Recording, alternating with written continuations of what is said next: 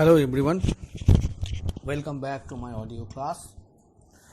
Today I am going to read with you Tennyson's The Rally of Shalott. I will be particularly reading the part 1 section of the poem, and this class is specifically designed for the undergraduate students of the BA semester 4 of the University of Bardwan. Before you start listening to the audio, I urge all of you to get the text ready so that you can follow it when I will be reading the lines. In my earlier uploads, I have already given you an introduction to Tennyson as well as the poem Lady of Shalott, so I will be not going back to that again, but just give you certain basic information.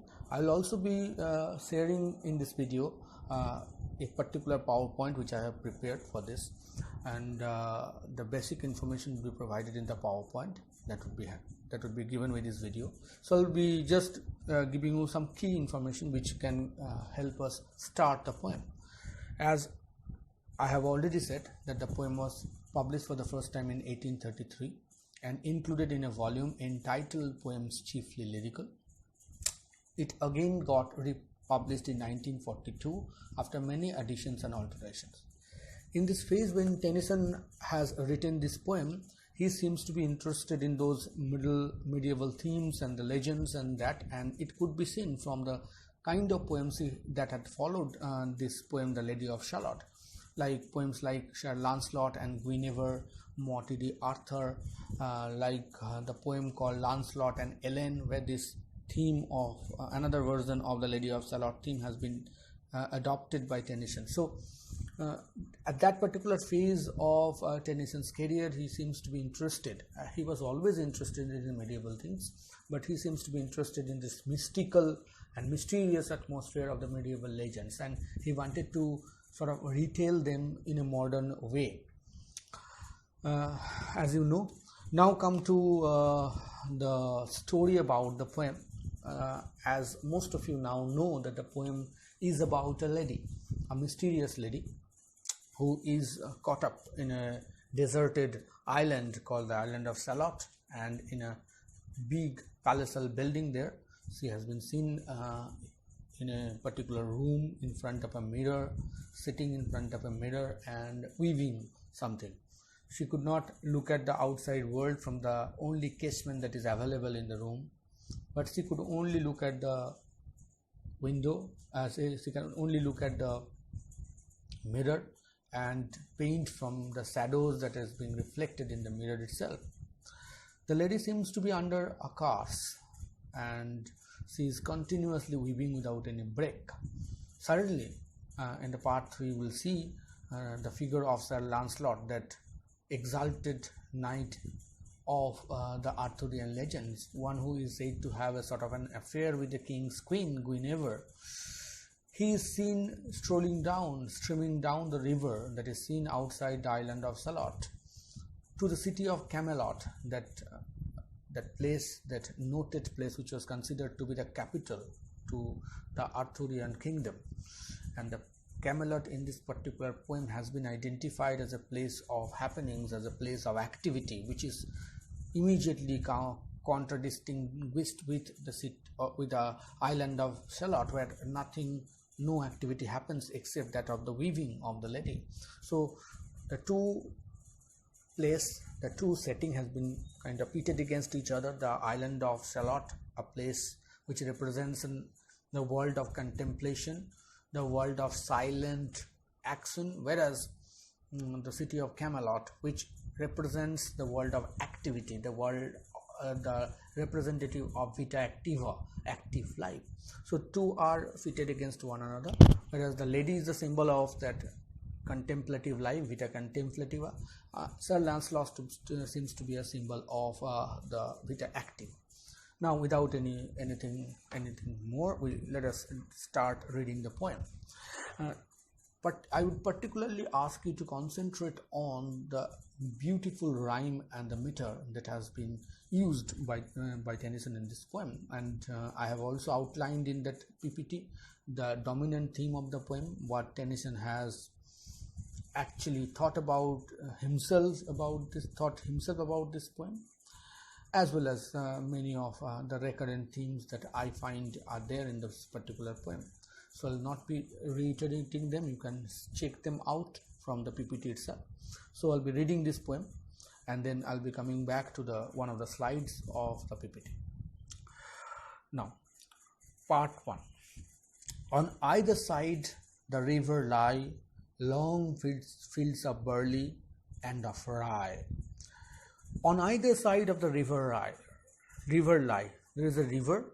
The river name is not mentioned. Either side of on the two banks of the river, what we could see, luxuriant copse of the rye and the barley. On the either side of the river lie long fields of barley and of rye. Look at this particular two lines. The rhythm is very slow here. On either side of the river lie long fields of barley and of rye. Tennyson has used here long vowel sounds and constant use of and to lengthen the space of this poem. That clothe the wold and meet the sky. Wold here means plains. Clothe means cover. That clothe the wold and meet the sky. As if that means it's covered this entire planet. The fields are so long stretched, as if it has covered this entire plain land, and it has as if met the horizon, and that's why it says meet the sky. That means meet the horizon. You cannot kind of see the end of the field. The field is far stretched, and between these two fields, the field of barley and rye, the river is moving. To many towered Camelot. To many towered Camelot. Whenever this word Camelot will come, you'll see the space will be fastened. To many towered Camelot. We'll see suddenly from long, strong, long, easy flow of lines to suddenly a fast movement. To many towered Camelot.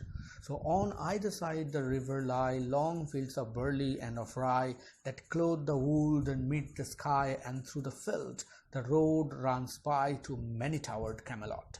Camelot, as I said, that ancient city of the Arthurian legends, which is supposed to be the capital of the Arthurian kingdom. So that city of Camelot is a representative of active life here. And up and down the people go, gazing where the lilies blow, round an island there below, the island of Shalott. Immediately after the description of Camelot, the poet gives a description of the island of Shalott. Again, the movement of the lines is slowed down a bit. And up and down the people go, gazing where the lilies blow, round an island there below, the island of Shalott. Somewhere near the river, somewhere down the river, there is also an island called the island of Shalott. Gazing where the lilies blow, the island is, the particular position of the island is not specified, because the poet wanted to sort of retain the mystery of it, and that's why he has kind of shunned the specific description. He has completely omitted the specific description to keep this particular mystery alive, and says up and down the people go, gazing one is looking fixedly at something, gazing where the lilies blow. Lily flowers. Lily are flowers which are associated with melancholy. It's a symbol of melancholy. Lily and willows will come nature. It's a symbol of melancholy, as if someone is in distress. Lilies are always been used as a symbol of sweet melancholia. Gazing where the lilies blow, round an island there below, the island of Shalott. So Camelot is now being contrasted with Shalott. Shalott is an island. It's kind of separated. It's from the outside world. It's kind of deserted from the outside world. The outside world is not connected. Only it could be placed from the view that it is a place where the lilies blow around an island. Again, another description of the landscape. Willows whiten, aspens quiver. Willows are particular, as you know, the willow tree, famous for making cricket bat. Willows are very common in the landscape of England. Willow flowers are white, sort of underneath. Willow leaves are white. and they grow by the waterside. When moved by the wind, the leaves show their white underside. Up on the upper side they look green, but on the underside they are white. There is a sort of paleness with them. So willows are also a symbol of melancholy, as you have found, as we'll find in even in the novels of D.H. Lawrence. This continuously, this color, this flower would be used as a symbol of melancholy, as a symbol of sorrow, as a symbol of sweet sorrow, soft sorrows, a symbol of loneliness as well. So willows whiten. It's whitening willow. The white side of the willow leaves could be seen. Aspens quiver. Aspens are also a kind of poplar trees with specifically tremulous leaves. That means leaves which quiver. The leaves of the aspen tree quiver even when there is the slightest movement in the air. Very, very light movement, and so it flutters quite normally. So it's quivering aspens. Little breezes touch and shiver. Little breezes. The wind is not blowing in a fast pace. It's like a breezy wind, not a very fast wind. Even that breezy wind could kind of expose the whiteness of the willows and can make the aspens quiver. Through the wave that runs forever by the island in the river. So again, a description of this of the island of Shalott, which is placed at the background of the willow trees, the aspen trees, and little breezes. Everything as it moves slowly in that island. There is no hurry. There is nothing, as if time moves in a very, very slow pace in that particular island. In fact, Tennyson here probably indicates at this concept of time. Time is always not something very constant for everyone. Time is always a personal concept. You know, we may objectively measure the passing of time through a clock, but in every individual's mind, the movement of time is different and time is individual. For someone, time moves fast. For someone, time moves slow. For some time, at particular time can move fast. So time is always, the measurement of time is always a very, very subjective feeling. You know, the same time can move faster and move slower. Whereas time moves fast in the city of Camelot, which is an active place. Time moves very, very slow in the island of Camelot, where almost no activity happens. So it's almost like that. So willows whiten, aspens quiver, little breezes touch and shiver. So there is darkness, there is shivering. These are indications of the dominant feelings in that island of shiver, or island of Shalott also. Through the wave that runs forever by the island in the river, flowing down to Camelot. So this is the picture of the island. It's being described in that everything is slow moving there. By this island is in the river. The river is moving by the island. So one can see the river from the island itself. This is a very important clue. You please remember this. Flowing down to Camelot. The river is flowing down to Camelot. 4 grey walls. Again another symbol, grey. Greyness is a symbol of, again, melancholy, is a symbol of sorrow. As you have always seen in literature, grey has always been used as a symbol of sorrow, as a symbol of suffering. So grey walls, and grey also is a symbol of colorlessness. Grey is normally considered to be colorless. And 4 grey towers. So the color of the walls in that island of Shalott is grey. There are 4 grey towers. The towers are also grey. Overlook a space of flowers, and the towers as if are looking at the flowers. So look at the sound. You know, the rhythm, lie, rhythms with rise, sky, rhythms with by. So there is a brilliant piece of music that is being used. Whenever there is a reference to the city of Camelot, the pace fastens. Whenever there is a reference of the city or the island of Shalott, the pace slows down, and the island of Shalott is identified as a place of melancholy, place of motionlessness, place where time moves slow, place which is deserted. only flowers could be seen, and nothing living can be seen. Nothing living thing can be seen there. And the silent isle embowers the Lady of Shalott. Embowers means shelters. Silent isle refers to the island of Shalott. No one else lives there. That's why it's silent. No living soul could be seen there except the Lady of Shalott. That island, that deserted island, is the sheltered place of the Lady of Shalott. By the margin willow veld,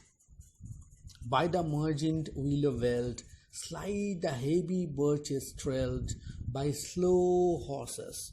Willow veld means the margin is fringed and overshadowed by willow trees, meaning the island is encircled, the island is silhouetted with these willow tails. Its margin could be seen overshadowed by the willow trees. Slide means move lightly. Willow veld slide the heavy barges trailed. Barges refers to flat-bottomed freight boats used on the rivers and canals for taking down cargoes. It's the heavy cargo ships, trailed by slow horses. It is moving by horses. Those in case the boats are towed by horses. That means flat-bottomed freight boats used on rivers and canals, and because of these ships being heavy, they move very slowly, as if they are taken down by, as if they are carried by, very tired horses. So slow horses is not really real horses, but the slowness of the movement of those heavy cargoes that could be seen in the river suggests that they are moving very slowly, as if they are being kind of pulled by very fatigued, very tired horses. And unheld the shallop-fitted silken shelled, skimming down to Camelot. The shallop-fitted, the shallop is a light boat as distinguished from the barge. The words and the diction that you are seeing here are dominantly medieval. Tennyson, in order to kind of bring back that medieval sentiment, he has constantly and consciously used medieval dictions with modern rhythmic pattern, and that's why he has used those archaic words like shallop, like skimming. The shallop fitted, look, flitted, flit. The shallop flitted, moves quickly. Shallop is, as I said, is the light boat distinguished from the barge. As a barge is a heavy boat, the shallop is light boat, which is normally carrying human beings. So they are light and they can move, and that's why they flitted. They move fast, they move quickly. Again, flitted, another archaic representation where normally the third person singular number s is being represented with used to be represented with th. That's why fleets become flitted. Silken shelled, they are as if made of silk, and they are moving like silk very fast, skimming down to Camelot. Again, the reference to Camelot has come, and that the pace therefore moves faster. But who hath seen her wave her hand? After this beautiful description of the landscape, again contrasted by, you will always find Tennyson moving through contrast. The movement of the slow ships is being contrasted with the movement of the fast shallops, the slow boats. Now we are kind of having our zoom. We are zooming into the Lady of Shalott, who is now there, who is being now focused on. But who hath seen her wave her hand, or at the casement seen her stand? Or is she known in all the land, the Lady of Shalott? In the tower lives a lady, but has anybody seen that lady? Has anybody seen her stand near the casement? Casement is the window. The lady is placed in a room of that castle in Shalott, but nobody has seen her. Or is she known? Or has people any idea about this particular lady? Is she talked about in the lady, or she is a figure forgotten?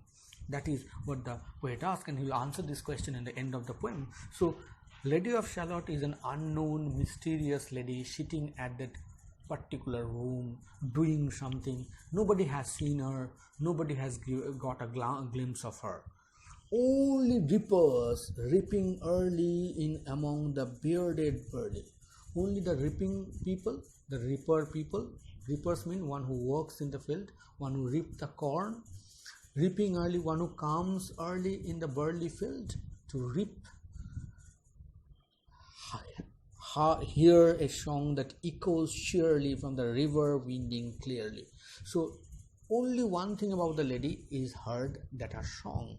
Those reaper who come to the field early in the morning can hear a song which echoes cheerily, a cheerly song, a merry song, not a melancholic song, probably sung by the lady, that could only be heard from the downwinding clearly down to towered Camelot. And by the moon the reaper weary, piling sheaves in the upland shady, listening whisper, it is the lady, it is the fairy lady of Shalott. And when the reapers kind of return from their work, they move around talking about that mysterious lady. They say that it is the fairy lady of Shalott. The song is sung by this lady of Shalott. So the only outside identity of the lady of Shalott is through her songs. Her song reaches the outside world. It's a happy, merry song. From the river winding clearly, so the song as if comes in a winding movement to the ear of the river, and it is at pace with the winding movement of the river. The song reaches the river. So the Lady of Shalott but is placed in this particular section. See, the setting of this poem has been beautifully described, and both the island and the Lady of Shalott has been introduced. The island has been identified as a deserted place, and lady has been identified as a mysterious lady, one about whom nobody knows. Only people can hear her song, not also those people, but people who comes early in the field. So the slowly but steadily Tennyson is actually bringing or weaving the word picture that he is a master of. And in this particular section, you see slowly the mystery of the Lady of Shalott is getting scaled like an onion in front of the mind of the reader, and the reader slowly gets into the poem without really understanding when he is getting into this poem. This is the magic of the beautiful lines that Tennyson has been able to create. In the next section, in part 2 of the poem, I'll be describing the further movement of the poem.